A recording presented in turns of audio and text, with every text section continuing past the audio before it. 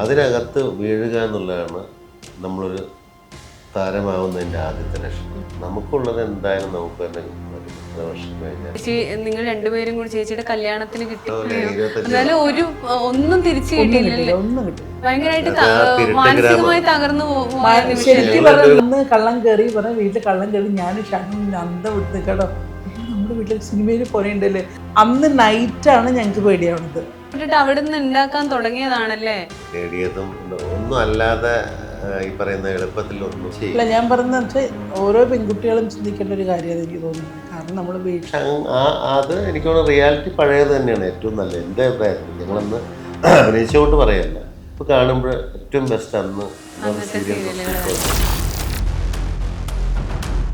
ശരിക്കും പിന്നെ ഷാജിച്ചേട്ടൻ ഒരിക്കൽ പറഞ്ഞിട്ടുണ്ട് മലയാള സിനിമയിൽ ഒരു ആക്ടേഴ്സ് ബുക്ക് ഉണ്ട്, എന്നൊരു ആക്ടേഴ്സ് ലിസ്റ്റ്. ഇത്ര ഏത് സിനിമ പറയുമ്പോൾ അതിലൊരു ഇത്ര നടന്മാർ അതിലുണ്ടാവും, ആ ഒരു ലിസ്റ്റ്. അത് ഒരിക്കൽ ഷാജിച്ചേട്ടൻ പറഞ്ഞു ഞാൻ കേട്ടു. അത് ശരിയാണോ? അത് എങ്ങനെയാ? ഉണ്ട്. ഇപ്പോൾ നമ്മളൊരു സിനിമ പ്ലാൻ ചെയ്യുമ്പോൾ ആരാണോ മാർക്കറ്റ് ഇപ്പോഴത്തെ സിറ്റുവേഷനിൽ ആരാണോ മാർക്കറ്റ്, ആ മാർക്കറ്റുള്ള ആൾക്കാരുടെ ഒരു ലിസ്റ്റ് ഉണ്ടാകും. ആ ലിസ്റ്റിൽ വെച്ചുകൊണ്ട് ക്യാരക്ടേഴ്സ് എഴുതുന്ന ആൾക്കാർ അതായത് ക്യാരക്ടേഴ്സ് ഡൈവേർട്ട് ചെയ്ത് പോകും. അതിനകത്ത് വീഴുക എന്നുള്ളതാണ് നമ്മളൊരു താരമാവുന്നതിൻ്റെ ആദ്യത്തെ ലക്ഷണം. ഏത് സിനിമ എടുത്താലും എല്ലാ നടന്മാരെയും ഉൾപ്പെടുത്താറുണ്ട്, ശ്രദ്ധിച്ചിട്ടില്ല? അപ്പം അത് ആദ്യം ലിസ്റ്റ് എഴുതുമ്പോൾ അയാൾ എഴുതുമ്പോഴേ അയാളുടെ മനസ്സിൽ ആദ്യം വരുന്ന ഇപ്പോൾ നിൽക്കുന്ന താരങ്ങളുടെ ലിസ്റ്റ് ഒന്ന് കവർ ചെയ്യും. എന്നിട്ട് അവരെയാണ് അവർ ചൂസ് ചെയ്യുന്നത്. ആ ലിസ്റ്റിൽ ഒരാളാവുക എന്നുള്ളതാണ് ഏറ്റവും പ്രധാനം. ഷാജി ചേട്ടനെയൊക്കെ സംബന്ധിച്ചിടത്തോളം ഇത്രയും നാളും പിടിച്ചു നിൽക്കുക എന്ന് പറയുന്നതിന് ഇത്രയും സിനിമകൾ ചെയ്യുക. പക്ഷെ ഷാജി ചേട്ടൻ ശരിക്കും ഒരു ആക്ടേഴ്സ് ലിസ്റ്റിൽ ഉണ്ടെന്നാണ് എനിക്ക് തോന്നുന്നത്. നല്ല ഉണ്ടാവുമായിരിക്കാം, പക്ഷെ ചിലപ്പോൾ പകരക്കാരനായിരിക്കാം. ഇപ്പോൾ സിനിമകളിൽ ചാർട്ട് ചെയ്യുമ്പോൾ ഇപ്പം അങ്ങനെയാണ്, ഇയാളല്ലെങ്കിൽ അടുത്ത ആൾ. അതായത് കിട്ടിയില്ലെങ്കിൽ ചിലപ്പോൾ ഇയാൾ ഒരുപാട് കോസ്റ്റ്ലി ആണെങ്കിൽ കുറച്ചുകൂടെ കോസ്റ്റ് കുറഞ്ഞ ആൾ. അപ്പോൾ സിനിമയ്ക്ക് ആവശ്യമുള്ള ആൾക്കാരുടെ ചോയ്സ് ഉണ്ടാവും. ഇപ്പോൾ 2 പേരെഴുതും. അപ്പോൾ ആ രണ്ടാമത്തെ പേരിനകത്ത് എവിടെയൊക്കെയോ ഇപ്പം എൻ്റെ പേരുണ്ട്, ഇയാളല്ലെങ്കിൽ ഇയാൾ എന്ന് പറയുന്നിടത്ത് രണ്ടാമതൊക്കെ എൻ്റെ വരാറുണ്ട്. അപ്പോൾ അത് എന്ന് ഒന്നാമത് വരുന്നു അന്ന് നമ്മൾ ഡിമാൻഡുള്ളൊരു നടനാണ്. അപ്പം നമുക്ക് നല്ല വേഷങ്ങൾ നമ്മളെ കൂടെ ചെയ്യും. മറ്റേ ധൈര്യം ഉണ്ടാവില്ല, അവരെ പറഞ്ഞിട്ട് കാര്യമില്ല, ഇയാൾ ചെയ്യുമോ ഇല്ലയോ എന്നുള്ളത്. ഇപ്പോൾ കുറച്ചൊക്കെ ആ ധൈര്യം കാണിക്കുന്ന സംവിധായകരുണ്ട്. അപ്പോൾ എന്നെ യൂസ് ചെയ്യാവുന്ന സംവിധായകർ ആരെങ്കിലുമൊക്കെ ചിന്തിക്കുമ്പോഴല്ലേ നമ്മൾ നടനുണ്ടാവുന്നു. അതെ അതെ. ശരിക്കും സാമ്പത്തികമായിട്ട് അന്നത്തെ നിന്ന് വെച്ച് നോക്കും, ഇന്ന് സിനിമ എന്നൊരു മേഖലയിൽ നിന്ന് സാമ്പത്തികമായിട്ട് ഷാജി ചേട്ടന് നല്ല രീതിയിൽ ഇന്ന് സാമ്പത്തികപരമായിട്ടെന്ന് വെച്ചാൽ നമ്മൾ പിന്നെ ഫ്ലെക്സിബിളാണ്. നമ്മൾ ഈ പറയുന്നില്ല, അതുകൊണ്ട് തന്നെയാണ് കുറേ പടങ്ങൾ നമ്മൾ ചെയ്യാൻ പറ്റുന്നത്. കാരണം വെച്ചാൽ അവർ പറയുമ്പോൾ നമുക്ക് പറ്റാവുന്ന ഒരു ബഡ്ജറ്റിലുള്ള ആൾക്കാരുടെ ലിസ്റ്റിൽ ചിലപ്പോൾ ഞാനുണ്ടാവും. അപ്പോൾ അവർ പറയുമ്പോൾ ഇപ്പോൾ പഴയ പോലെയല്ല, ഇപ്പോൾ ഒരു പരിധി വരെ പൈസയൊക്കെ കിട്ടുമായിരുന്നു. മുമ്പ് പൈസ കിട്ടില്ലായിരുന്നു. ഉള്ളു ഈ പറയുന്ന രീതിയിൽ ചെക്കായിട്ടും പ്രാരാബ്ദങ്ങളായിട്ടും കടമായിട്ടൊക്കെ പറയുമായിരുന്നു. ഇപ്പോൾ കുറച്ച് പരിധി വരെ നമുക്ക് കിട്ടും. പക്ഷെ നമ്മളൊരു വലിയ വരുമാനത്തിലേക്ക് ഒരു ഡിമാൻഡ് ചെയ്യാൻ പറ്റുന്നൊരു ഇതിലേക്ക് നമ്മൾ പോകുന്നു. പക്ഷെ നമ്മൾ അറിഞ്ഞുകൊണ്ട് തന്നെ നമുക്ക് അർഹതപ്പെട്ട ഒരു പേയ്മെൻറ്റ് അവർ ഫിക്സ് ചെയ്ത് അവർ നമ്മളെ വിളിക്കും. അതല്ല ഞങ്ങൾക്ക് ഇത്രയേ പറ്റുള്ളൂ എന്ന് പറയുമ്പോൾ നമുക്ക് പറ്റാവുന്ന ആളെ നമ്മൾ ചെയ്തു കൊടുക്കാറുണ്ട്. രണ്ടും ചെയ്യും. ഷാജി ചേട്ടൻ അത് ഞാൻ കണ്ടിട്ടുണ്ട്. ഷാജി ചേട്ടൻ എൻ്റെ ഫ്രണ്ട് ഉമേഷ് കൃഷ്ണൻ എന്ന് പറഞ്ഞ അദ്ദേഹത്തിന്റെ 2 ഷോർട്ട് ഫിലിം നല്ലതായിരുന്നു. ജയസൂര്യയെ വിളിച്ച് അഭിനന്ദിച്ച ഒരു പച്ച എന്ന് പറഞ്ഞ ഷോർട്ട് ഫിലിമും യുവദാസിന്റെ ലോഹ, അതൊക്കെ നല്ലതായിരുന്നു. അതിൽ പറഞ്ഞൊരു കാര്യമാണ് ഷാജി ചേട്ടൻ പൈസ ഇല്ലെങ്കിലും അത് കുഴപ്പമില്ല, അതിന്റെ ഒരു ആഗ്രഹം എന്നോട് ആവശ്യപ്പെട്ട ഞാൻ ഇന്ന ആളാണ്, ഞങ്ങളൊരാണ് ഉമേഷ് കൃഷ്ണൻ, അപ്പോൾ യുവദാസിന്റെ ലോഹ എന്ന് പറയുന്നതിനകത്ത്. അപ്പോൾ എനിക്ക് എന്നെ ഒന്ന് സഹായിക്കണം ഈ പറയുന്ന രീതിയിൽ. അപ്പം ഞാൻ പറഞ്ഞു, അപ്പം നമ്മൾ കണ്ട അതേ സ്വപ്നങ്ങളായിരിക്കും അവനൊരു പക്ഷേ ഉണ്ടാവുക. അവൻ്റെ മുന്നിൽ അവനൊരു സിനിമ ചെയ്യണമെന്നും അവനൊരു ആഗ്രഹമുണ്ട്, ടെലിഫിലിം എന്ന് ആഗ്രഹമുണ്ട്. അപ്പോൾ അവൻ്റെ കയ്യിൽ അത്രയേ ഉള്ളൂ എന്ന് അവൻ പറയും, അല്ലെങ്കിൽ എൻ്റെ ഇല്ല എന്ന് പറയുമ്പോൾ അവൻ്റെ ഒരു ഡ്രീമാണ് നമ്മളൊരു ദിവസം കൊണ്ട് ഒരു സമയം കൊണ്ട് നമ്മൾ ഇല്ല എനിക്ക് ചെയ്യാൻ പറ്റില്ല എന്ന് പറഞ്ഞു കഴിഞ്ഞാൽ ഒരു പക്ഷേ നഷ്ടപ്പെടുന്നു. പറ്റാവുന്നതാണെങ്കിൽ എനിക്ക് പറ്റാവുന്നതാണെങ്കിൽ ഞാൻ ഫ്രീ ടൈമിലാണെങ്കിൽ എന്നുള്ള രീതിയിൽ ഞാൻ അങ്ങനെ ചെയ്തു കൊടുക്കും. അത് പക്ഷെ ഫുൾ നൈറ്റ് ഷൂട്ടായിരുന്നു കേട്ടോ, ഫുൾ നേരം വിളിക്കുന്നവരെ ഷൂട്ടായിരുന്നു. പിന്നെ ഉഗ്ര സ്ക്രിപ്റ്റ് ആയിരുന്നു നല്ല. അപ്പൊ അതുകൊണ്ടെന്ന് വെച്ചാൽ നല്ല കാലിബറുള്ള പയ്യനാണ്. പക്ഷെ അവന് അതുകൊണ്ട് രക്ഷപ്പെടും. പിന്നെ ബാക്കി അവരുടെ ജോലിയാണ്, അവർ രക്ഷപ്പെടേണ്ട അവരുടെ വഴിയാണ്. ഷാജി ചേട്ടൻ എല്ലാവരെയും സഹായിക്കാനുള്ള ഒരു മനസ്സുണ്ട്. അങ്ങനെയല്ല, നമ്മൾ ഇത്രയും കഷ്ടപ്പെട്ട് വന്നതുകൊണ്ട് ഇനി പുതിയ തലമുറയും ഇത്രയും കഷ്ടപ്പെടാൻ അനുഭവിക്കണ്ട. അത് ഞാൻ കണ്ടിട്ടുണ്ട് കേട്ടോ. അത് പുതിയ പിള്ളേരെ സ്ക്രിപ്റ്റൊക്കെ കൊണ്ട് വരുമ്പോഴിരുന്ന് കേൾക്കാനും അങ്ങനെ വർക്ക് ചെയ്യാൻ നമ്മൾ അങ്ങനെ വന്നതല്ലേ, നമ്മൾ ആരൊക്കെയോ ജീവിതത്തിൽ സഹായിച്ചിട്ടുണ്ട്. എനിക്ക് ഒരു ഈ പറയുന്ന എൻ്റെ മുന്നിൽ എനിക്കൊരു കടപ്പാട് അങ്ങനെ ഒരു വിഷയമില്ല. ആരൊക്കെയോ നമ്മളെ ചില ബുദ്ധിമുട്ടുകളിൽ ചില കാര്യങ്ങൾക്ക് സിനിമയില്ലാത്തപ്പോൾ, സീരിയലില്ലാത്തപ്പോൾ, സ്റ്റേജില്ലാത്തപ്പോൾ ആരൊക്കെയോ സഹായിച്ചവരുണ്ട്.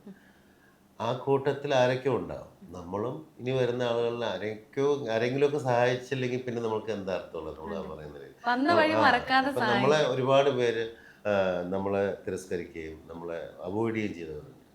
അവരോട് നമ്മൾ വാശിയില്ല, നമുക്ക് പ്രത്യേകിച്ച് വാശിയൊന്നുമില്ല, കാരണം വെച്ചാൽ കാണാനില്ല. പക്ഷെ നമ്മൾ ഇപ്പോഴും ഇൻഡസ്ട്രി നിൽക്കുകയും നമ്മൾ ഈ പറയുന്ന രീതിയിൽ പരിഗണിക്കാത്ത ആളുകൾ ഇൻഡസ്ട്രി ഇല്ലാതിരിക്കുകയും ചെയ്യുമ്പോൾ നമ്മൾ അവരോട് ദേഷ്യം കാണിക്കുകയോ അല്ലെങ്കിൽ പ്രതികാരം ചെയ്യുകയോ അല്ലെങ്കിൽ പറയുന്ന ഇൻസൾട്ട് ചെയ്യുകയോ ഒന്നും ഉണ്ടായിട്ടല്ല. നമുക്കുള്ളത് എന്തായാലും നമുക്ക് തന്നെ വരും, എത്ര വർഷം കഴിഞ്ഞാൽ അത് വരും. അതുവരെ നമ്മൾ കാത്തിരിക്കുക എന്നുള്ളതാണ്. അപ്പോൾ ഇപ്പോൾ ഒരാൾ അല്ലെങ്കിൽ മറ്റൊരാൾ നമ്മളെ സഹായിക്കും. ഇപ്പോൾ ഇയാൾ പറയാമെന്ന് വെച്ചാൽ അവനെ വേണ്ട കേട്ടോ എന്ന് ചിന്തിക്കുമ്പോൾ വേറൊരുത്തൻ ഷാജേട്ടനെ വെച്ചാട്ടോ എൻ്റെ അടുത്ത് ഒന്ന് പറയാനുണ്ടാവും.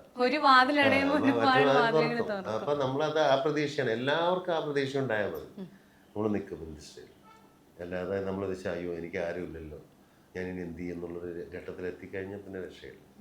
അതിൽ ചേച്ചിയും ഷോർട്ട് ഫിലിമൊക്കെ ചേച്ചിയും മക്കളും ഒക്കെ ഉണ്ടായിരുന്നു ഷോർട്ട് ഫിലിമില്. നല്ല ഇനിയും ഷോർട്ട് ഫിലിമും അങ്ങനെയുള്ള പിന്നെ സ്ക്രിപ്റ്റുമായിട്ടൊക്കെ ആൾക്കാർ വന്ന ഷോർട്ട് ഫിലിം, സീരിയൽ അങ്ങനെയൊക്കെ വന്നാൽ ചെയ്യുമോ? സീരിയൽ കുറേ എണ്ണം വിളിക്കുന്നുണ്ട്, ചെയ്യുന്നില്ലെന്ന് ഞാൻ അവരോട് പറയില്ല. ഇപ്പോൾ സിനിമകൾ നിറയെ വരുന്നതുകൊണ്ട് ഞാനിപ്പോൾ അതിന് കോൺസെൻട്രേറ്റ് ചെയ്തിരിക്കുകയാണ്. പിന്നെ ഷോർട്ട് ഫിലിം സുഖമാണ്, നമ്മളിപ്പോൾ 2 ദിവസത്തെ കാര്യങ്ങൾ ചിലപ്പോൾ അതൊരു ഒരൊറ്റ ഷോർട്ട് ഫിലിം ആയിരിക്കും ചിലപ്പോൾ ആ സംവിധായകന് സിനിമയിലേക്കുള്ള വഴി തുറക്കുന്നത്. ഷോർട്ട് ഫിലിം കണ്ടവരെ പല ഡയറക്ടേഴ്സാണ്. അപ്പോൾ ആ വഴി തുറക്കാൻ വേണ്ടിയിട്ട് ചേട്ടനെ വെച്ച് ചെയ്യണമെന്ന് ആഗ്രഹമുണ്ട് എന്ന് പറയുമ്പോൾ അയാൾ ആ ആഗ്രഹം ആയിരിക്കും അയാളുടെ ഏറ്റവും ലൈഫിലെ ടേണിംഗ് പോയിന്റ്.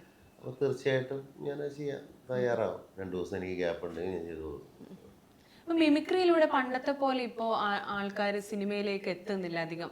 പണ്ടൊക്കെ അതൊരു വേദിയായിരുന്നു, ഒരു തുറന്നു മിമിക്രി സിനിമയിലേക്കുള്ള ഒരു വേദിയായിരുന്നു. ഇപ്പൊ അങ്ങനെ ഭയങ്കരമായിട്ട് എത്രയോ പേരുണ്ടെങ്കിലും സിനിമയിലേക്ക് ആരും എത്തിപ്പെടുന്നില്ല. ഇപ്പോൾ ആക്ച്വലി ഒരുപാട് പേര് പറയുന്ന നാഷണൽ അവാർഡ് മേടിച്ചിട്ട് സുരാജ് ആയിക്കോട്ടെ ബാക്കിയുള്ളവരായിക്കോട്ടെ ഒരുപാട് പേര് മിമിക്രി ബേസുള്ള ആൾക്കാർ തന്നെയാണ് ഇൻഡസ്ട്രിക്കകത്തുള്ളത്. ഒരുപാട് പേരുണ്ട്, എല്ലാവരും കഴിവുള്ളവരാണ്, ആരും മോശം ഉണ്ടായിട്ടല്ല. പക്ഷേ നമ്മൾ ചില സമയത്ത് ചില പഴയ ഒരു കൺസെപ്റ്റ് തമാശകളും കാര്യങ്ങളും അല്ല ഇപ്പോൾ ഉള്ളത്. പുതിയ ട്രെൻഡിൽ ഇപ്പോൾ വേറെയാണ്, ഹ്യൂമറും അല്ല. അപ്പോൾ നമ്മൾ ആ കാലഘട്ടത്തിനൊത്ത് നീന്തണം, ആ ഒരു വഴിയിൽ നമ്മൾ സഞ്ചരിക്കണം. അല്ലെങ്കിൽ പഴയ മിമിക്രി തമാശ നമ്മളോട് തന്നെ പറയും, ആ മിമിക്രി തമാശകൾ വേണ്ട അല്ലെങ്കിൽ അത് വേണ്ടെന്ന് ഇപ്പോൾ പറയുന്നത് ഞാൻ പലയിടത്തും പറയുന്നത് മിമിക്രി തമാശകൾ എന്ന് പറയും. കാരണം നമ്മൾ സോഷ്യൽ മീഡിയയിൽ ഏറ്റവും കൂടുതൽ വന്നുകൊണ്ടിരിക്കുന്നത് തമാശ സ്കിറ്റുകളാണ്. അതിൽ പഴയ കഴമ്പൊന്നും ഇല്ലാതെ ചിലതൊക്കെ വളരെ മോശമായതും ചിലത് അസലായിട്ടുണ്ടാകും. ഇതെന്നും അപ്ഡേഷൻ, ആളുകൾ ചിരിക്കാൻ ആഗ്രഹിക്കുകയാണ്. ഇപ്പോൾ ചിരിക്കാനുള്ള ഒന്നുമില്ല. അപ്പോൾ ആഗ്രഹിക്കുമ്പോൾ അവർ കണ്ടുകൊണ്ടിരിക്കുന്ന സമയത്ത് ഏത് തമാശ പറഞ്ഞാലും ഒരാളെ ചിരിപ്പിക്കാനൊന്നും വലിയ പാടാണ്. അപ്പോൾ ജനറേഷൻ മാറി. അപ്പം നമ്മൾ ഈ സമയത്ത് പഴയ മിമിക്രി തമാശയായിട്ട് ഇപ്പം ഇറങ്ങാൻ പറ്റില്ല. അതുകൊണ്ട് അങ്ങനെ സിനിമകളില്ലാത്തത് ആക്ച്വലി. അതുകൊണ്ട് മിമിക്രിക്കാരെ മാറ്റി നിർത്തിയിട്ടില്ല. മിമിക്രിക്കാരെ ഇപ്പോൾ ആക്ച്വലി മിമിക്രിയിലുള്ള ആർട്ടിസ്റ്റുകളെ വെച്ചിട്ടാണ് ദൃശ്യത്തിലൊക്കെ ആക്ച്വലി ജിത്തു സാർ ചെയ്തിരിക്കുന്നത്. അവരെ മിമിക്രി എല്ലാം ചെയ്യിപ്പിച്ചിരിക്കുന്നത് സീരിയസ് ക്യാരക്ടേഴ്സാണ്. മിമിക്രിയിലുള്ള ആർട്ടിസ്റ്റുകളെല്ലാം അസൽ നടന്മാരാണ്. അതിൽ ചിലപ്പോൾ നമ്മൾ പ്രതീക്ഷിക്കുന്നവർ അഭിനയിക്കാതിരിക്കുകയും ഒട്ടും പ്രതീക്ഷിക്കാത്ത ആളുകൾ കയറിപ്പോവുകയും ചെയ്യും. കോട്ടയം നസീർക്കൊക്കെ ഇപ്പൊ പണ്ടൊന്നും അങ്ങനെ വരില്ല. ഇപ്പൊ അദ്ദേഹത്തിന് കിട്ടിയപ്പോൾ അദ്ദേഹത്തിന്റെ വേഷങ്ങൾ ഡൈവേർഷൻ ആയപ്പോൾ അദ്ദേഹത്തിന്റെ ക്യാരക്ടർ റോളുകളിലേക്ക് അദ്ദേഹം മാറി ഇപ്പോൾ ഈ പറയുന്ന നല്ല നല്ല റോളുകളിലേക്ക് അദ്ദേഹത്തെ പരിഗണിച്ചു തുടങ്ങി. ഈസിയായി മനസ്സിലായി. നമ്മൾ ഒരിക്കലും പ്രതീക്ഷിക്കാത്ത ആളുകളല്ലേ. അപ്പൊ നമ്മള് അങ്ങനെ മിമിക്രി എന്ന് പറഞ്ഞ് തമാശയിലേക്ക് അയാളെ മാറ്റി നിർത്തുമ്പോഴേ കുഴപ്പം. അയാളെ മിമിക്രി ആർട്ടിസ്റ്റാണ്, തമാശ കൊടുത്തേക്ക് അങ്ങനെ തമാശ സീരിയസ് ആയിട്ട് അവർക്ക് ചെയ്യാൻ പറ്റുന്ന എല്ലാവരും തെളിയിച്ചുകൊണ്ടിരിക്കുകയാണ്. നല്ല ആർട്ടിസ്റ്റുകളായിരിക്കും. ഇപ്പൊ ഡ്രാമയിലുള്ള നല്ല ആർട്ടിസ്റ്റുകൾ എത്രയോ ഉണ്ട്. ചിലര് പരാജയപ്പെട്ടു പോകുന്നവരുണ്ട്. ഡ്രാമയിലൊക്കെ വൻ ആർട്ടിസ്റ്റുകൾ നമുക്ക് നമ്മുടെ ലെജൻസ് ഉണ്ടായതല്ല. അപ്പൊ തിരിച്ച് രണ്ടിലും ഉണ്ടാവും. പാട്ടുകാരിൽ നല്ല ഗായകരുണ്ടാവും, അല്ലാത്തവരുണ്ടാവും. ഇപ്പം ഷാജി ചേട്ടൻ വിക്രത്തിന്റെ കൂടെ നല്ല ക്യാരക്ടേഴ്സ് ചെയ്തിട്ടുണ്ട്. അദ്ദേഹം ഇപ്പം എന്താ പറയാ കേരളത്തിലൊക്കെ വന്ന് ഭയങ്കരമായിട്ട് ആരാധകർക്കൊക്കെ ഇടയിൽ ഡാൻസ് ഒക്കെ കളിച്ച് പാട്ടൊക്കെ പാടി. ഇപ്പൊ എന്താ തോന്നി അന്നത്തെ ഒരു വിക്രം? അതൊക്കെ നമുക്ക് മുന്നേ നമ്മുടെ ഇപ്പൊ എന്താ ഇവരൊക്കെ നമ്മുടെ കൂടെ സഞ്ചരിച്ചിട്ടുണ്ടെന്നുള്ളൊരു സന്തോഷമാണ് ഇപ്പോഴും. അദ്ദേഹം അന്നേ ഭയങ്കര ടാലന്റഡ് ആയിട്ടുള്ള ഒരു ഉഗ്രൻ ആർട്ടിസ്റ്റാണ്. അദ്ദേഹത്തിൻ്റെ കരിയറിൽ അദ്ദേഹം കഷ്ടപ്പെട്ട് നേടിയെടുത്തൊരു പദവിയാണ് ഇന്ന് സൗത്ത് ഇന്ത്യയിലെ ഇന്ത്യൻ സിനിമയിലെ തന്നെ ഏറ്റവും വലിയ ആർട്ടിസ്റ്റുകളുടെ ലിസ്റ്റുകളിലുള്ള ഒരാളായിരിക്കും. അപ്പോൾ അദ്ദേഹത്തിൻ്റെ കൂടെ ഞാൻ റൂം ഷെയർ ചെയ്തിട്ടുണ്ട്. അദ്ദേഹത്തിൻ്റെ കൂടെ തമാശകൾ പറയാൻ, സിനിമയ്ക്ക് പോകാൻ ഞങ്ങൾ ഒരുമിച്ച് നടക്കുകയൊക്കെ ചെയ്തിട്ടുണ്ട്. അതിൽ വലിയ ക്രെഡിറ്റ് ഇപ്പോൾ ഇവൻ ജയസൂര്യ നമ്മൾ ആ കാലഘട്ടത്തിൽ തുടങ്ങി കണ്ടുകൊണ്ടിരിക്കുന്ന ആളായിരിക്കും. ജോജു നമ്മൾ അതേപോലെ കണ്ടത്. അപ്പം ഞാൻ ജോജുവിന് ഇപ്പോഴും ഞാൻ മെസ്സേജ് അയക്കും, ഒരു സിനിമ കണ്ടു കഴിഞ്ഞാൽ പറഞ്ഞ ജോജു ഗംഭീരം. കാരണം അന്ന് തൊട്ടേ നമ്മൾ വളർച്ച കണ്ട ആളുകളാണ്. സേതു എന്ന് പറഞ്ഞിട്ടുള്ള ആ ക്യാരക്ടറാണ് പിന്നെ ഷാജിച്ചേട്ടന് ഏറ്റവും ഇഷ്ടം, അല്ലെ വിക്രം എന്നൊരു നടനെ അടയാളപ്പെടുത്തിയത്? അല്ല, എനിക്ക് അയാളുടെ എല്ലാ സിനിമകളും ഇഷ്ടം. അയാൾ ആസ് എൻ ആക്ടർ അയാൾ എല്ലാ സിനിമയിലും അയാളുടെ പോവുകയുണ്ട്. പരാജയങ്ങളും വിജയങ്ങളും സിനിമയുടെ അതൊരു വലിയ ഘടകമല്ല. ഒരു ആക്ടർ അയാളുടെ ജോലി ഏറ്റവും ബ്യൂട്ടിഫുള്ളായി ചെയ്യുക എന്നുള്ളതാണ്. പരാജയപ്പെടുന്ന സിനിമയിൽ എനിക്ക് ഇത്രത്തോളം അഭിനയിച്ചാൽ മതി എന്നാൽ പിന്നെ കുഴപ്പമില്ല, എനിക്ക് പൈസ കുറച്ചേ തരുന്നത്, അപ്പോൾ ഈ സിനിമയിൽ ഒത്തിരി അഭിനയിച്ചിട്ട് ബാക്കി കുഴപ്പമായിരുന്നു, അങ്ങനെ ആരും ചിന്തിക്കില്ലല്ലോ. എല്ലാം നന്നായിട്ട് തന്നെ ചെയ്യുള്ളൂ. പക്ഷെ അയാളുടെ എനിക്ക് തോന്നുന്നത് വെച്ചാൽ ശങ്കർ സിനിമകളിലൊക്കെ അന്യനും മറ്റുള്ള സിനിമകളെല്ലാം നന്നായിട്ട് തന്നെ പോകും. ആക്ടർ അയാൾ കിടിലമാണ്, രക്ഷയില്ല. ഇനിയും അങ്ങനെ ഒരു ഇപ്പൊ ആടിലൊക്കെ ആയാലും അമിതാഭ് ബച്ചൻ സാറിന്റെ കൂടെയൊക്കെ അഭിനയിച്ചല്ലോ, ഇനിയും വിക്രം സാറിന്റെ കൂടെയൊക്കെ അഭിനയിക്കാൻ കിട്ടുമ്പോൾ ഇനിയിപ്പോൾ തമിഴിലൊക്കെ അത് ഒരു സിനിമയിൽ ഒരു വേഷമൊക്കെ വരണമെന്നുള്ള നമ്മുടെ പ്രതീക്ഷയൊക്കെയാണ്. അപ്പം അങ്ങനെ വരുമെന്ന് പ്രതീക്ഷിക്കുമ്പോൾ നമുക്ക് വീണ്ടും എവിടെയെങ്കിലും വെച്ച് കണ്ടുമുട്ടാൻ പറ്റുമോ? കണ്ടുമുട്ടുമ്പോഴും ആ ഒരു പഴയ സൗഹൃദമൊക്കെ ഉണ്ടാവില്ല, ഓർമ്മയുണ്ടാവില്ലേ നന്നായിട്ട്? ഉറപ്പായിട്ടും. സുരാജിന്റെ ഇപ്പൊ കഴിഞ്ഞ വീരാധീര ആ സിനിമയിൽ ലൊക്കേഷനിൽ പോയപ്പോൾ സുരാജിനോട് അദ്ദേഹം ചോദിച്ചു എന്ന് പറഞ്ഞു. സുരാജിന്റെ അടുത്ത് പറഞ്ഞു അന്നൊക്കെ ചോദിച്ചിരുന്നു. അപ്പൊ അത് ചോദിക്കുന്നുണ്ടെങ്കിൽ നമ്മളത് മിസ്യൂസ് ചെയ്യാൻ പാടില്ല. അദ്ദേഹം ചോദിക്കുന്നുണ്ടെങ്കിൽ അദ്ദേഹത്തിന് ആ ഓർമ്മയുള്ളത് കൊണ്ടാണ് പ്രശ്നമാണ്. നമ്മളത് വളരെ വാല്യുബിളായിട്ട് സൂക്ഷിക്കുന്ന ഓർമ്മകളാണ്. അപ്പോൾ ഓരോ സക്സസ്സിന് മുകളിൽ പോകുന്ന ഏത് സുഹൃത്തായാലും, ഈവൻ ജോജു ആണെങ്കിലും ജയസൂര്യ ആണെങ്കിലും നമ്മുടെ കൂടെയുള്ള ഏത് സുഹൃത്തിനും മുകളിലേക്ക് പോകുമ്പോൾ നമ്മൾക്കെല്ലാം ഓരോ പോയിന്റ്സ് വെച്ച് നമുക്ക് കൂടിക്കൊണ്ടിരിക്കും. കാരണം നമ്മൾ ചോദിച്ചില്ലേ ഇയാളുടെ കൂടെ അഭിനയിച്ചു, ഇയാളുടെ കൂടെ ഉണ്ടായിരുന്നു, എന്താണ് അനുഭവം എന്ന് ചോദിക്കുമ്പോൾ അത് തന്നെ എല്ലാവരുടെ കൂടെ അഭിനയിക്കാനുള്ള ഒരു ഭാഗ്യമുണ്ട്. ഷാജിച്ചേട്ടന് ഇപ്പൊ നല്ല നല്ല ക്യാരക്ടർ കിട്ടുന്നുണ്ട്. പിന്നെ ഞാനൊരു കാര്യം, നിങ്ങൾ എന്തോ ഒരു സ്വർണ്ണമൊക്കെ മോഷണം പോയെന്ന് 10-25 പവൻ, അത് ചേച്ചി നിങ്ങൾ രണ്ടുപേരും കൂടി ചേച്ചിയുടെ കല്യാണത്തിന് കിട്ടിയ സ്വർണ്ണമായിരുന്നു, അത് പിന്നീട് തിരിച്ചു കിട്ടിയായിരുന്നു? സ്വർണ്ണം പോയി. അന്ന് മോള് ചെറുത്, മൂത്താള് ചെറുതാണ്. അപ്പോൾ വീട്ടില് നമ്മള് അമ്മയുടെയും എല്ലാം ഉണ്ട്. അപ്പൊ അമ്മ ഇട്ടോണ്ട് ഞാൻ രാത്രി ലോക്കറിൽ അലമാര ലോക്കറിൽ വെച്ചാണ്. രാവിലെ എണീക്കുമ്പോൾ വീട്ടിൽ ഇതുപോലെ വെളിച്ചം, എല്ലാ ഓടൊക്കെ ഇങ്ങനെ പൊളിച്ച്. ശരിക്കും നമ്മൾ സിനിമയിലെ കാണില്ലേ, മുണ്ട് കെട്ടി ഇറങ്ങി, ലുങ്കി കെട്ടി ഇറങ്ങിയിട്ട് അതിൻ്റെ കറുത്ത കാൽപ്പാടുകളും കൈകളും ഒക്കെ ആയിട്ട് അങ്ങനെയൊക്കെ. പക്ഷെ ആ സിനിമ നഷ്ടമായിരുന്നു. സിനിമയിൽ കാണുന്ന പോലെ ഒന്നും തിരിച്ചു കിട്ടിയില്ല, ഒന്നും കിട്ടില്ല. ശരിക്കും ഞങ്ങള് അന്ന് കള്ളം കയറി പറഞ്ഞ വീട്ടിൽ കള്ളം കയറി ഞാനും ഷാനും അന്തം വിട്ട് കേട്ടോ. നമ്മുടെ വീട്ടിൽ സിനിമയിൽ പോലെയുണ്ടല്ലേ, പോയ സ്ഥാനത്തെക്കുറിച്ചുള്ള ഫീലിംഗ് എല്ലാം ഉണ്ടായിരുന്നു. അന്ന് നൈറ്റാണ് ഞങ്ങൾക്ക് പേടിയാവുന്നത്. എല്ലാവരും ഉണ്ട് പറയാം അവിടെ, അയ്യോ ആ ചേച്ചിയൊക്കെ ചിരിച്ചോണ്ടാണ് നിൽക്കണത്. കാരണം നമുക്കിത് നമ്മുടെ ലൈഫിൽ എക്സ്പീരിയൻസ് ചെയ്ത ഒരു ഷോക്കായിട്ടില്ല. അന്ന് രാത്രി പേടിയായിരുന്നു നമ്മുടെ വീട്ടിൽ. ഇത്ര കാരണം ഒരാളല്ല കയറിയിരിക്കുന്നത്, കുറേ പേരുണ്ട്. രാത്രി ഉള്ള ടോയ്ലറ്റിൽ പോകാൻ വേണ്ടി കുറേ ഡോർ തുറന്നിട്ട് വേണം അങ്ങ് അറ്റത്ത് പോകാൻ, പഴയ വീടാ. അപ്പൊ തുറന്ന് പോകുന്ന സമയത്ത് ഇവരവിടെ ഉണ്ട്, ഇവിടെ കുഞ്ഞിനെയും കൊണ്ട് ഉണ്ടാവണം. കാരണം വെച്ചാൽ രാത്രി 1-2 മണിക്കാണ് ഞാൻ ഈ ഡോറൊക്കെ തുറന്ന് പോകണം. പക്ഷെ അതൊക്കെ പൂട്ടിയിട്ടാട്ടോ ഞാൻ വന്നത്. പിന്നെ അവരതൊക്കെ തുറന്നു വന്നു.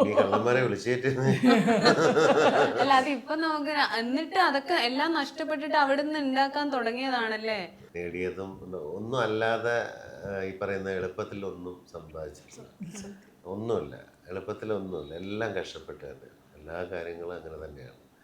അപ്പം അതിന് ലൈഫുണ്ടെന്നാണ് ഞാൻ കരുതുന്നത്. അതുകൊണ്ടാണ് നമുക്കിപ്പോൾ പറയുന്നില്ലേ, ഇത്രയും കാലമായിട്ട് ഇപ്പോഴും നിങ്ങൾ സിനിമയിൽ നിൽക്കുന്നു എന്ന് പറയുന്നില്ലേ, അത് നമ്മൾ ആ കഷ്ടപ്പാട് കൊണ്ടാണ്. കാരണം വെച്ചാൽ നമുക്ക് അങ്ങനെ ഒരു പക്ഷേ ദൈവം തീരുമാനിച്ചിട്ടുണ്ടാകും നിങ്ങൾ കഷ്ടപ്പെടണ്ട, എപ്പോഴും നിനക്കൊരു ഭാഗത്ത് എവിടെയെങ്കിലും ജോലി ഞാൻ തരാം എന്ന് ചിന്തിക്കുന്നുണ്ടാവും. അല്ലെങ്കിൽ ഏതെങ്കിലും ഒരു ശക്തി, നമ്മളെ ദൈവം എന്ന് പറയുന്നത്. അപ്പം നമ്മൾ ആരും ഇല്ലാത്ത സമയത്ത് ചിലപ്പോൾ വിചാരിക്കും അയ്യോ എനിക്ക് വർക്കില്ലെന്ന് പറയുന്ന സമയത്ത്. അപ്പോൾ അവൾ എൻ്റെ അടുത്ത് പറയാം നമുക്ക് വർക്ക് വരും, അതൊക്കെ ഈ പറയുന്ന രീതിയില്ല, ആരെയും വിളിക്കുമെന്ന് പറയുമ്പോൾ അന്ന് വൈകുന്നേരത്ത് കറക്റ്റായിട്ട് വിളിക്കും. അപ്പം അതൊരു നമ്മൾ ദൈവം ഉണ്ടെന്നുള്ള തേടുന്ന ആ വിശ്വാസം വരുന്ന അപ്പോഴാണ്. അതായത് നമ്മൾ ഒരു സമയത്ത് നമുക്കൊരു നിരാശ വരുന്ന സമയത്ത് നമ്മൾ അയാളാണ് ദൈവം. അത് ചിലപ്പോൾ ജാതിയോ മതമോ മറ്റേ കളറോ അല്ലെങ്കിൽ മറ്റുള്ള വിഷയങ്ങളോ തീരുമാനിച്ചിട്ടല്ല. ആ വിളിക്കുന്ന ആൾ ആരോ അതാണ് ചേച്ചിയും കൂടി ഇപ്പൊ വർക്ക് ഇങ്ങനെ ചെയ്യുന്നോണ്ട് ഡാൻസ് ക്ലാസ് ഒക്കെ നടത്തുന്നോണ്ട് ഒരു പിന്തുണയാണല്ലേ സാമ്പത്തികമായിട്ടായാലും ചേച്ചിയുടെ ഒരു വീട്ടിലെ കാര്യങ്ങളെല്ലാം ഈ പറയുന്ന രീതിയിൽ നമുക്ക് ഒരു പരിധി വരെ നമുക്ക് കൊണ്ടുപോകാം. വലിയ സപ്പോർട്ടുണ്ട് കൂടെ ഉണ്ട്. അപ്പൊ നമുക്ക് എല്ലാ കാര്യങ്ങളും ഞങ്ങൾ അങ്ങോട്ടും പറഞ്ഞ് ചെയ്യും. അല്ല ഞാൻ പറഞ്ഞതെന്ന് വെച്ചാൽ ഓരോ പെൺകുട്ടികളും ചിന്തിക്കേണ്ട ഒരു കാര്യമാണ് എനിക്ക് തോന്നിയിട്ടുണ്ട്. കാരണം നമ്മൾ വീട്ടിൽ നിൽക്കുമ്പോൾ ഹസ്ബൻഡിൻ്റെ ഒപ്പം നമുക്ക് ഒരു ഏർണിങ്സ് ഉണ്ടെങ്കിൽ അതൊരു ഫലം തന്നെയാണ് ഫാമിലിയിൽ ശരിക്കും. അപ്പോൾ ഈ പറയുന്നില്ലേ ഞങ്ങൾ തമ്മിൽ ഞങ്ങളുടെ മനസ്സ് കൈമാറി ശരീരം കൈമാറി എന്ന് പറയുന്നത് ഈസിയായി പറയാം. അതെ അതെ പക്ഷെ അല്ലാതെ നമ്മൾ ഷെയർ ചെയ്യേണ്ട വേറെ ഒരുപാട് കാര്യങ്ങളുണ്ട്. റെസ്പോൺസിബിലിറ്റീസ്, നമ്മുടെ സങ്കടങ്ങൾ, നമ്മുടെ ലൈഫിലെ സന്തോഷങ്ങൾ, നമ്മുടെ മക്കൾ, നമ്മുടെ അച്ഛനും അമ്മയും, നമ്മുടെ അച്ഛനും അമ്മയും, ഈ കാര്യങ്ങളെല്ലാം ഷെയർ ചെയ്യുന്ന ആളായിരിക്കണം ഭാര്യയെന്നും ഭർത്താവ് രണ്ടുപേരും. ചിലപ്പോൾ നമ്മൾ തമ്മിൽ നല്ല വഴക്കുണ്ടാവും, പ്രശ്നങ്ങളുണ്ടാവും, എല്ലാം ഉണ്ടാവും.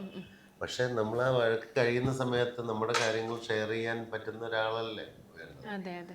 അല്ലാതെ ഈ പറയുന്ന രീതിയിൽ നമ്മൾ ഇപ്പോഴത്തെ ജനറേഷനിൽ ഈ പറയുന്ന ഒരു പരിധിവരെ ഇല്ലാത്തതാണ്. മനസ്സും ശരീരവും ഷെയർ ചെയ്യാൻ ആർക്ക് വേണേലും പറ്റും. ഈ പറയുന്നത് അതല്ലല്ലോ. അതാണ് ഇന്ന് എല്ലാവരും മറന്നു പോകുന്നത്. നമ്മൾ ആദ്യം ഇപ്പൊ പറയാം സേവ് ദി ഡേറ്റ് എന്ന് പറയുന്നത് വലിയ ആഘോഷമാണ്. ഇപ്പൊ നമ്മൾ ബാങ്കിൽ വല്ലതും സേവ് ചെയ്യാൻ വേണ്ടിട്ട് നോക്കുക. ആ കാലഘട്ടത്തിൽ എങ്ങനെയെങ്കിലും ഒരു 10 രൂപ ഉണ്ടാക്കിയിട്ട് വേണം നമ്മൾ ജീവിക്കാൻ. അപ്പൊ ഡേറ്റ് സേവ് ചെയ്തിട്ട് എന്താ കാര്യം? ആർക്കിടെ സേവ് ചെയ്യാൻ? അതല്ല, അതൊക്കെ ഒരു ആഘോഷമാണ്. ഒരു കല്യാണത്തിന് വേണ്ടിയിട്ടുള്ള എത്ര ആഘോഷം ഞങ്ങൾ ഒളിച്ചോടി കൊണ്ട് ഒളിച്ചോടി കൊണ്ട് അസൂയ കൊണ്ട് പറയാണ് മറ്റേത് മറിച്ചത് ഒക്കെ പറഞ്ഞ് ഇത് ചെയ്യുന്നുണ്ട്. അപ്പം ആഘോഷമാണ്. അപ്പം എൻ്റെ മക്കൾ പറയുന്നത് വെച്ചാൽ അവർക്ക് ആഘോഷമാണ് വേണ്ടത്. പുതിയ ജനറേഷൻ അതാണ്.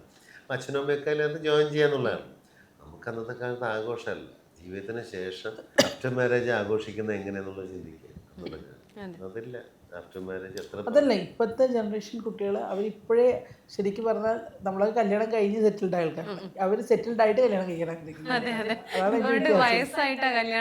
അവർക്ക് എന്ന് വെച്ചാൽ ഇപ്പോൾ കല്യാണത്തിൻ്റെ മോളോടൊക്കെ ഇപ്പോൾ നമുക്ക് നോക്കി തുടങ്ങാതെ അമ്മ ഞാൻ സെറ്റിൽ ആവട്ടെ, എനിക്ക് ഒരു വണ്ടിയൊക്കെ എടുക്കണം, അങ്ങനെ അവരുടെയൊക്കെ ആഗ്രഹങ്ങളുണ്ട്. പണ്ട് നമുക്കൊന്നും അങ്ങനെയൊന്നും ആലോചിച്ചിട്ടേ ഇല്ല. അപ്പം അതിൻ്റെ വ്യത്യാസമുണ്ട്. സിനിമയിലെ രണ്ടുപേരുടെയും സൗഹൃദങ്ങളൊക്കെ ഇപ്പൊ ചേച്ചിക്ക് പണ്ടത്തെ ആൾക്കാർ ഇപ്പൊ നല്ല സിനിമയിൽ സൗഹൃദങ്ങളുണ്ട്. സിനിമയിൽ സൗഹൃദങ്ങൾ ഈ ഷാർട്ടനുള്ളതുകൊണ്ട് എനിക്കുണ്ട്. എന്ന് വെച്ചാൽ ഷാർട്ടൻ മുഖാന്തരം മനസ്സിലായില്ല. അപ്പം ഞാനായിട്ട് ഞങ്ങളുടെ കുറച്ച് പേര് നമുക്ക് ഡയറക്റ്റ് കോണ്ടാക്റ്റ് ഉണ്ട്. പക്ഷേ ഈ ഷാർട്ടൻ ഈ ഫീൽഡിലുള്ളതുകൊണ്ട് എനിക്ക് ഇതെല്ലാം ഷാർട്ടിലൂടെ എത്തിപ്പെടുന്നുണ്ട്. സിനിമയിൽ ഇപ്പൊ അഭിനയിച്ചുകൊണ്ടിരിക്കുന്നവരല്ലോ. പണ്ടത്തെ കൂട്ടുകാരികളിൽ ഇപ്പൊ ഞാൻ ഇപ്പൊ സംയുക്തയായിട്ട് ഇടയ്ക്ക് കോണ്ടാക്ട് ഉണ്ട്. പിന്നെ ഇപ്പൊ ശ്രീ ചേച്ചി ഷാട്ടാ എന്ന് വെച്ചാൽ മഞ്ജു ചേച്ചി, അവരങ്ങനെ എല്ലാവരും അത്യാവശ്യം അങ്ങോട്ട് വിളിക്കലും കാര്യങ്ങളും. എന്ന് വെച്ചാൽ ഞാനത് പറഞ്ഞതെന്ന് വെച്ചാൽ ഈ ഒരു സ്ഥിരം കോൾ ചെയ്യുന്ന ഒരു സൗഹൃദങ്ങളൊന്നും വളരെ കുറച്ച് പേരേ ഉള്ളൂ. പക്ഷേ ഈ ഷൗട്ടൻ ലൊക്കേഷനിൽ ചെല്ലുമ്പോൾ ഉണ്ടെങ്കിൽ എനിക്ക് ഫോണിൽ തരും. അപ്പോൾ അങ്ങനെ സംസാരിക്കാറുണ്ട്. അതുകൊണ്ട് സൗഹൃദങ്ങൾ നഷ്ടപ്പെട്ടു എന്നൊരു തോന്നലില്ല. അപ്പോൾ ഒരു ഫംഗ്ഷനിലൊക്കെ വെച്ച് കാണുമ്പോൾ നമുക്ക് ഇങ്ങനെ അയ്യോ കുറേ കാലമായാലും അങ്ങനെ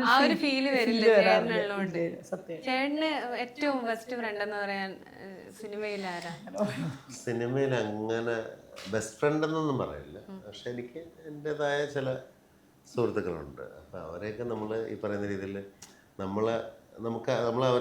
അവർക്ക് നമ്മളെ വിശ്വാസമുണ്ട്. ആ തിരിച്ച വിശ്വാസം സംരക്ഷിക്കുന്ന തരത്തിലുള്ള സൗഹൃദമാണ്. ഒരിക്കലും കളയാതെ പിണക്കാതെ പ്രശ്നം കൂടുതൽ അടുപ്പവും കൂടുതൽ കുഴപ്പങ്ങളുണ്ടാകും. അപ്പോൾ നമ്മളെന്നും മനസ്സിൽ അവരെ സൂക്ഷിക്കുകയും കൊണ്ടു നടക്കുകയും ചെയ്യുന്ന പോലെ ബാലൻസ് ചെയ്ത് കൊണ്ടുപോകുന്നതാണ്. അതാണ് സൗഹൃദം എന്ന് എനിക്ക് തോന്നുന്നു. നല്ല ഒരു പരിധി വരെ. അപ്പോൾ അതുകൊണ്ട് ശത്രുക്കളില്ലാതിരിക്കുക എന്നുള്ളതാണ് ഏറ്റവും വലിയ. ശത്രുക്കളുണ്ടാകുന്നത് നമ്മൾ അടുപ്പം കൊടുക്കും. പോസിറ്റീവ്നെസ്സും അല്ലെങ്കിൽ കൂടെ ഒരാളെക്കുറിച്ച് പ്രതീക്ഷകൾ കൈവരിക്കുന്നതിൻ്റെ പ്രശ്നമാണ്. അയാൾ അങ്ങനെ ആയിരിക്കണം സൗഹൃദത്തിൽ, അല്ലെങ്കിൽ ഇപ്പം എന്നോട് ഇങ്ങനെ പെരുമാറണമായിരുന്നു, അങ്ങനെ ചിന്തിക്കുന്ന അതിൻ്റെ പ്രോബ്ലമാണ് വരുന്നത്. അപ്പം അതില്ലാത്ത കാലത്തോളം സൗഹൃദം എന്നും നിലനിൽക്കും. അപ്പം അങ്ങനെ ഞാൻ പെട്ടെന്ന് സൗഹൃദങ്ങളെ അതുപോലെ സ്നേഹിക്കുകയും പെട്ടെന്ന് ഞാൻ റിയാക്ട് ചെയ്യും. എനിക്ക് ഇഷ്ടപ്പെട്ടില്ലെങ്കിൽ റിയാക്ട് ചെയ്യും. ഞാൻ ഒന്ന് ബാലൻസ് ചെയ്യാൻ ശ്രമിക്കും. അപ്പോൾ സൗഹൃദങ്ങൾ നമുക്ക് കൊണ്ടുപോകാൻ പറ്റും ലൈഫ് ലോങ്. ഇപ്പം ഒരു കാര്യം കൂടി ചോദിക്കുകയാണ്, ഇവ സീരിയലിന്റെ കാര്യമാണ്. സീരിയൽ ഇപ്പം ഭയങ്കര മിസ്ലീഡിങ് ആണ് സൊസൈറ്റിയിൽ, ഇപ്പം കുടുംബ ബന്ധങ്ങളൊക്കെ ശിഥിലാക്കുന്നത്. പക്ഷെ പണ്ടൊന്നും അങ്ങനെ ആയിരുന്നില്ല. അതുകൊണ്ട് ഇപ്പോഴത്തെ സീരിയലിലൊക്കെ അഭിനയിക്കുമ്പോൾ 1-2 വട്ടം ആലോചിക്കേണ്ടി വരും അല്ലേ? സീരിയലിൽ ഇപ്പോൾ അഭിനയിക്കാത്തതുകൊണ്ട് ആലോചിക്കാറില്ല. നമ്മുടെ പ്രേംകുമാറൊക്കെ പറഞ്ഞല്ലോ സീരിയൽ വേഷമാണ്. അതുകൊണ്ട് അതൊക്കെ അങ്ങനെ പറയുമെങ്കിൽ ഈ പറയുന്ന രീതിയിൽ പഴയ സീരിയലിൽ വെച്ചിട്ട് ഒരുപാട് വ്യത്യാസമായി. ഇപ്പോൾ എനിക്ക് തോന്നുന്നത് ഒരുപാട് ഇപ്പോൾ ഡ്രസ്സിങ് ആയിക്കോട്ടെ, മേക്കപ്പ് ആയിക്കോട്ടെ, വേറെ തരത്തിൽ സീരിയൽ ഡ്രാമ സ്വഭാവങ്ങൾ കൂടുതലാണ് ആക്ച്വലി. പക്ഷെ അന്ന് നല്ല ചേർന്ന് നിൽക്കുകയും സിനിമ കോസ്റ്റ്യൂം, പിന്നെ ഈ പറയുന്ന രീതിയിൽ അന്ന് എല്ലാ ലെജൻസ് നടന്മാരും സീരിയലുണ്ടായിരുന്നു. ജയറാമേട്ടൻ എൻ്റെ ബ്രദറായിട്ടൊക്കെ അഭിനയിച്ചത്. അപ്പോൾ അത് ആർട്ടിസ്റ്റുകളുടെ മാത്രമല്ല, അന്ന് ഡയറക്ടേഴ്സ് ചെയ്യുമ്പോഴും ഏറ്റവും നമ്മുടെ കുടുംബമായിട്ടും കഥയൊക്കെ വളരെ സസ്പെൻസൊക്കെ വളരെ രസകരമായിട്ട് അന്ന് കൊണ്ടുപോയിട്ടുണ്ടായിരുന്നു. പക്ഷെ ഇപ്പം എനിക്ക് തോന്നുന്നത് വെച്ചാൽ കുറേ സീരിയൽസ് നമ്മൾ നോർത്തിൽ നിന്നെല്ലാം ഡബ് ചെയ്തൊക്കെയാണ് വരുന്നത്. അപ്പോൾ ആ ഈ കൾച്ചറും വ്യത്യാസം ഉണ്ടാകും. സാരി ഉടുക്കുന്നതായിക്കോട്ടെ, വേലക്കാരി വരെ അത്രയും ഇതായിട്ട് മേക്കപ്പ് വെച്ചായിട്ട് ചെയ്യാം. പക്ഷെ അത് എനിക്ക് തോന്നുന്നു റിയാലിറ്റി പഴയത് തന്നെയാണ് ഏറ്റവും നല്ലത് എൻ്റെ അഭിപ്രായത്തിൽ. ഞങ്ങളന്ന് അഭിനയിച്ചുകൊണ്ട് പറയല്ല, ഇപ്പോൾ കാണുമ്പോൾ ഏറ്റവും ബെസ്റ്റ് അന്ന് സീരിയൽസ് സൂപ്പർ. പക്ഷേ എൻ്റെ വീട്ടിലൊക്കെ എൻ്റെ അച്ഛനൊക്കെ സീരിയലിൻ്റെ അത്ര അഡിക്റ്റാണ്. പക്ഷെ അവർക്ക് ഇഷ്ടമാണ്. അവരൊക്കെ ഇപ്പോഴും അച്ഛനൊക്കെ ആ ടൈം ആകുമ്പോൾ 6 to 9 ഫുൾ അച്ഛനൊക്കെ അവരൊന്നും അത് അത്രയും ഇഷ്ടപ്പെടുന്ന ആൾക്കാരും ഉണ്ട്. ലാസ്റ്റ് അതുകൊണ്ട് നേരത്തെ ചേച്ചി സിനിമ മിസ് ചെയ്യുന്നുണ്ടോ? നമുക്ക് ചേച്ചി മിസ് ചെയ്യുന്നുണ്ട് സിനിമയില്. ഇനി ഒന്ന് വന്നൂടെ സിനിമയില്? അല്ല, സിനിമ മിസ് ചെയ്യുന്നുണ്ടോ? സിനിമ മിസ് ചെയ്യുന്നില്ല. കാരണം വെച്ചാൽ ഞാൻ പറഞ്ഞില്ലേ, ഈ മിസ് ചെയ്യുന്നുണ്ട്. അത് ഞാൻ വെച്ചാൽ ഒന്ന് ഷാഡിനുള്ളത് കൊണ്ട് എനിക്ക് അങ്ങനെ ഒരു മിസ്സിങ് ഇല്ല. രണ്ടാമത് ഞാൻ ബൈ പ്രൊഫഷൻ ഞാൻ ബിസിയാണ്. അപ്പം അതുകൊണ്ടൊക്കെ ആയിരിക്കാം ഞാൻ ഹാപ്പിയാണ്. എന്നാലും നിങ്ങൾ ഒരിക്കൽ ചേച്ചി വരണം എന്നാണ് നമ്മുടെ ആഗ്രഹം. ഷാജി ചേട്ടാ ഒന്ന് നിർബന്ധിച്ച് ഒരു സിനിമയിൽ ഇപ്പൊ സംയുക്ത ചേച്ചി, മഞ്ജു ചേച്ചിയൊക്കെ തിരിച്ചു വന്ന പോലെ ഒന്ന് കൊണ്ടുവരണം. അതെ അതെ, അല്ല അത് അവര് തന്നെ തീരുമാനിക്കേണ്ട കാര്യമാണ്. തീർച്ചയായിട്ടും അതങ്ങനെ എന്തെങ്കിലും കാലത്ത് സംഭവിക്കണേ ആവട്ടെ. അല്ലേ, അങ്ങനെ സംഭവിക്കട്ടെ എന്നാണ്. അവളുടെ ഒരു ഇഷ്ടങ്ങളൊക്കെ വേറെ. ഞാൻ എൻ്റെ കംഫർട്ട് സോൺ നോക്കിയ ഒരാളാണ്. അപ്പം എനിക്ക് ഞാൻ വീട്ടില് നൃത്തം അങ്ങനെയൊക്കെ എൻ്റെ ഒരു പ്രസൻസ് എനിക്ക് അവിടെ വേണം. സിനിമകളൊക്കെ വരുന്നുണ്ട്, സീരിയലിലും സിനിമയൊക്കെ വരുന്നുണ്ട്. പക്ഷെ പുള്ളിക്കാരത്തി അതൊന്നും എടുക്കാനുള്ള സമയമില്ല. നമ്മളിത് പറയുന്നത് കേൾക്കാൻ തന്നെ 2 ദിവസം എടുക്കും. കാരണം ആ സമയം കിട്ടും, ആളെ കിട്ടണം. അത്രയും വീട്ടിൽ തന്നെ ആളെ കിട്ടാൻ പാടാ. നമ്മുടെ ഒരു ആഗ്രഹമാണ്, പ്രേക്ഷകരുടെ ഒരു ആഗ്രഹമാണ്. അപ്പോൾ അത് ആഗ്രഹിക്കുന്ന എന്തെങ്കിലും ഭാവിയിൽ. അപ്പോൾ ഒരുപാട് സന്തോഷം. കുറേ നേരം ആയി പോയി, ക്ഷമിക്കണം അതിന്. Thank you. ഒരുപാട് സന്തോഷം.